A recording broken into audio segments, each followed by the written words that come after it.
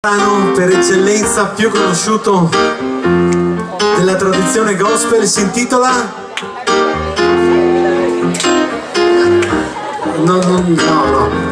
unanime, pronti? Il brano più noto della musica gospel si intitola lo conoscete, in realtà non è questo no, è questo, dai. Vi presentiamo Oh Happy Day. Alla voce solista Elisabetta.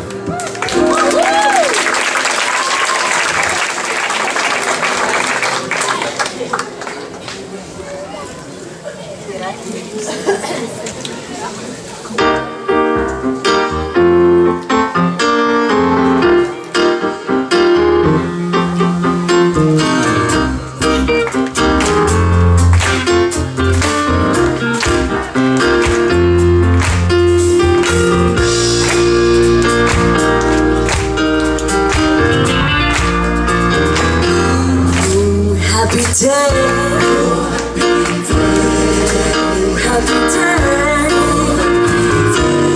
when Jesus washed, when Jesus washed, when Jesus washed, when Jesus washed, when Jesus washed, when Jesus washed, He washed my sins away. Oh, happy day, happy day, oh, happy day, oh, happy day.